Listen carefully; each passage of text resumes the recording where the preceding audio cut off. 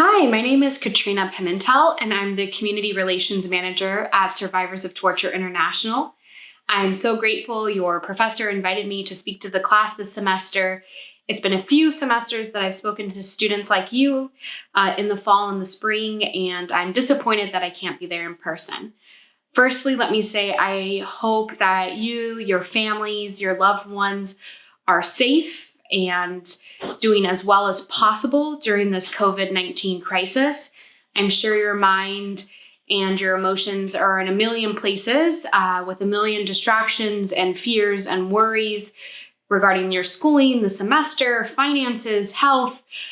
So I just want to acknowledge that, and I will keep this as succinct as possible to honor your precious time. So thank you for tuning in and paying attention. I work at a San Diego County local nonprofit called Survivors of Torture International. We're a local nonprofit with a global studies angle because we serve torture survivors from all over the globe. We were founded in 1997, and in our 23 years, we've seen survivors from over 90 countries, and we've served thousands of survivors here in San Diego County. So survivors began when our founders recognized there was a gap on the southern border in San Diego for asylum seekers and refugees who had also experienced torture, and there was no mental health clinic or place to heal from their trauma. So I always like to start these talks out by getting us all on the same page. What do I mean when I call someone a torture survivor?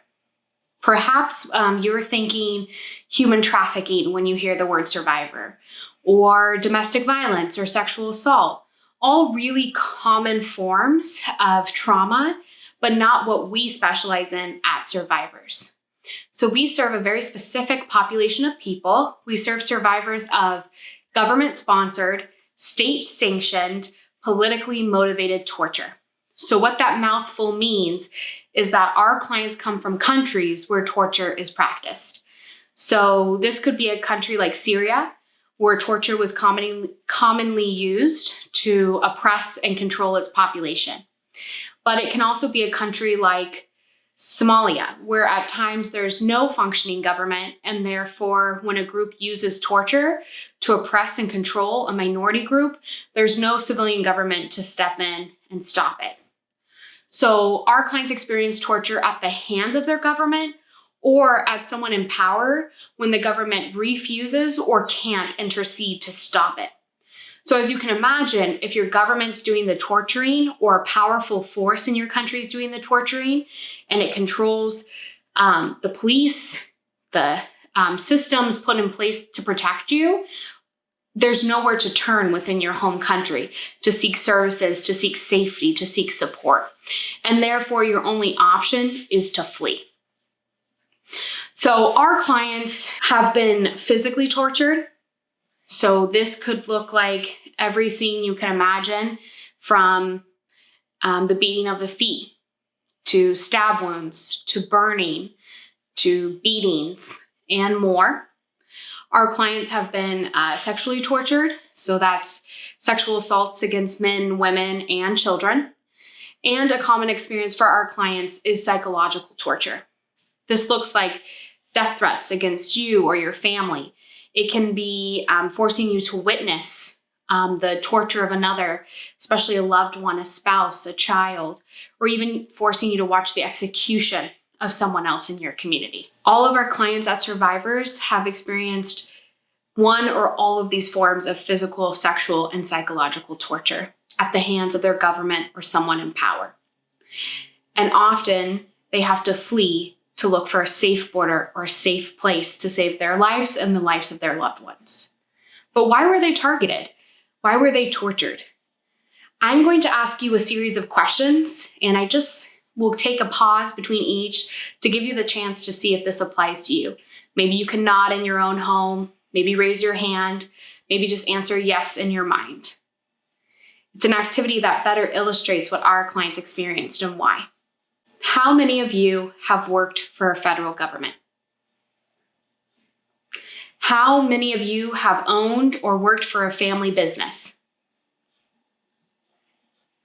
How many of you have worked on a political campaign or supported a political campaign or voted for a political candidate? How many of you have felt like the odd person out at home or in your community because of your religion? How many of you identify as women? How many of you identify as LGBT or queer? How many of you have participated in a protest march or a protest rally? Written a letter to the editor? Or, I don't know, sat around with your family over dinner, perhaps pre-COVID-19, and talked about something that our government has done that you just don't like? I'm guessing that each of you answered yes to many, if not all, of those questions. And as you can imagine, those are the reasons our clients were tortured in their home countries. Torture can be for something as simple as your clan, your race, your ethnicity, your standing in the community, your faith, your gender identity or expression, your sexuality. It can be for simple things like what newspapers you read, what music you listen to, who you voted for, what profession you have, what field you work in. Probably all of the things that we participate in on some degree freely.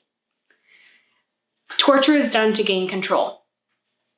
Control of your speech, control of your land, control of your possessions, control of your vote, control of your body, control of your very life.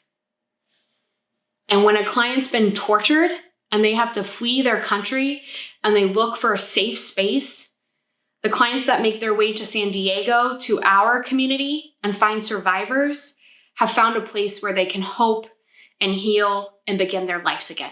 So now you know what our clients have experienced and why, but you still may be wondering why it's relevant to you, sitting at home in San Marcos, North County, or San Diego County.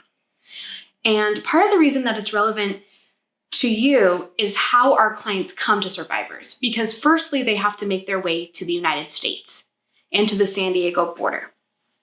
So over our 23 years, we've served anyone, regardless of immigration status, who is a torture survivor. However, the majority of our clients have been and are asylum seekers. Last year alone, over 70% of our clients were asylum seekers, followed by refugees. So our clients have to make their way to the US. And you may or may not know what an asylum seeker is. I'm sure you've heard some of the news around asylum policies or the migrant protection protocol or even the migrant caravans over the last couple of years. So I'd like you to imagine that you are one of our clients and you were tortured. And you have a small window of opportunity to flee. And maybe your family's urging you to go to protect you and to protect your loved ones. And maybe you don't have time to grab important documents that prove who you are and where you're coming from. Or maybe you don't have time to grab money or anything to help sustain your journey. Because the average asylum seeker is going to run between 7 to 9, maybe even 11 countries before they find a safe border like San Diego. And as they're running, they may be working or bartering along the way to keep going on their journey. They're at greater risk for further assaults or trafficking. And when they finally make their way to San Diego, often they're placed in a detention center and they find out they're going to have to prove in front of a judge that they were tortured. And many of our clients don't speak English yet, and it's just going to be them in front of a judge with their story. And they're not feeling as hopeful as they just did. They're thinking, what if they don't believe me? What if I'm sent back? I could be tortured. My family could be at risk. We could be killed. And this fear wouldn't be misplaced because the asylum statistics in the United States aren't that promising. And I'd like to just take a small break to let you know that I'm going to be speaking historically for the majority of this presentation because we don't have enough information right now about what the future holds for the border or asylum, especially amongst COVID-19. Lots of things have been shifting every day in every industry, and ours is no different. Immigration in the nonprofit world is just trying to keep up. I can let you know that our entire team has moved to work from home, and that no one on our team, none of our clients, and none of our board members have been affected by COVID-19 personally, their own health. So that helps us feel safe and to know we made the right move. However, it has shifted the way we provide services through virtual platforms, but we are proud to say we're still providing all of our essential and key services to ensure our clients get the treatment they need and deserve. You're an asylum seeker at the border, and like I said, you're feeling a little hopeless, and you're worried that no one will believe your story. Well, in 2014, the New York Times published a longitudinal study that said only 3% of asylum seekers without legal representation were granted asylum every year. That's a pretty terrifying statistic if you need asylum to save your life. If you're lucky enough to get connected to a pro bono or a low bono lawyer or legal representative, your hopes go up just a little bit to 17%. So you have a 3 to 17% chance of being granted asylum. However, there's light at the end of the tunnel, which is why I'm grateful to have this opportunity to share with you why I get up every morning believing in the work that we do. And that's every year with Survivor's Assistance, our clients are granted asylum at an over 80% rate. We make this giant leap from 3 to 17% to over 80. And it's an incredible life-saving and life-changing statistic. And so I would like to jump into telling you how and why we're able to do that. So we are able to make that leap to that over 80% success rate because of the menu of services we are able to offer torture survivors. And I'd like to tell you a story about a client to help illustrate why our services matter and to help bring it home to you. So we're located in San Diego, not just because we're on the Tijuana US border. And the reason I want to bring it home to you is that we're located in San Diego, not just because of the proximity to the Mexico border, but because across the United States, it's estimated there are about 1.3 million torture survivors. And in San Diego County alone, there are approximately 35,000 torture survivors. That's almost the entire student population at San Diego State. That's a massive group of people who have experienced the significant trauma of torture and who need and deserve help. And that's where Survivors comes in. And so, like I said, I'd like to share a client story with you to help bring home why these services matter. So a client that I've had the pleasure of working with, I'm going to call her Mina. And Mina's in her early 30s. In her home country, there is a required faith. And if you practice a different faith, the punishment could be death by stoning or hanging. So Mina's faith was really important to her, and she secretly practiced it against government orders. It was important to her and her family. She would rebel against that oppression and was motivated to make decisions based on her faith because it was so critical to her identity. Unfortunately, she was caught, and she was promptly detained, and she was sentenced to death at that time. She was beaten. She was raped. She had her head hit into a stone wall, resulting in a concussion, and she really thought she was going to die. She had no hope for her future. So Mina recognized that she needed to flee to save her life, and she sought hope in the United States where she had a distant cousin. She thought if she could make it here, she'd have hope for the future. Unfortunately, the cousin didn't have her best interest at heart. She was sexually assaulted by the cousin's husband, and they forced her into basically a labor trafficking scenario. Mina had a suicide attempt at this time, and really, as she said, saw no hope for the future, didn't think life was worth living anymore. So she recognized, with whatever resilience she had left in her, that if she wanted to live, she'd have to flee that other traumatic environment of her cousin's home, and she made her way out. And luckily, she made her way to San Diego. At this point, Mina was working in a grocery store, kind of under the table, and she had someone at that store who was from the same country as her and also spoke Farsi tell her, I went to this place, Survivors. They helped heal me. They helped save me. And I see that same look in your eyes. Let me drive you there. And Mina walked through our lobby door and she kind of disappeared into the wall. She shrunk herself down as small as she could be. And she was angry and she was crying. And that was the first moment that we met her and we were able to hear her story. So Mina met with our program manager, who happened to also speak Farsi, and Mina and her talked for hours during their first session. She shared with her all of the trauma of her home country, of being tortured, of being detained by the government, and her need to flee, and how she feared being an asylum seeker and living in limbo. And our program manager took her hand in her hand and said, you have everything you need inside of you. You've already made it through all of that. You've made it this far. And we're just going to help you continue on that journey toward healing. And Mina cried and she said, this is the first time light has come to my life out of the darkness.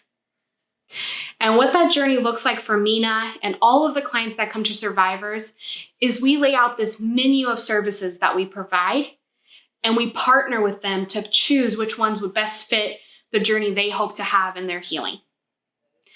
And what I mean by that is in their home countries or where they were living, being detained, being held against their will, being tortured, took their agency away. And we never want to be another patronizing force telling them how to heal or what to do. We want to be their partners and we want them to captain the ship. So I'm going to tell you what that menu of service is, and then I'll continue Mina's story.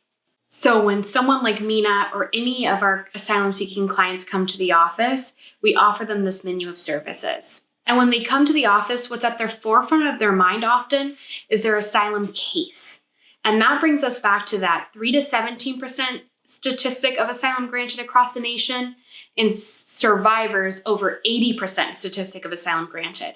Because one of our key services for our clients is coordinating forensic evaluations that are the game changer for that asylum data. When a client like Mina comes to us and shares her story of torture, she's thinking also of her asylum case and if the judge will believe her story. And this is where Survivors' forensic evaluations really become key. We have licensed medical professionals, so nurse practitioners, doctors, physicians, physician's assistants, who come and use their time to do a forensic medical exam of our client. And what that looks like is our client shares with them those stories of physical and sexual torture. And so those examples I gave earlier, like the beating on the feet, or the burns, or the beatings, those can show up as scarring on the body.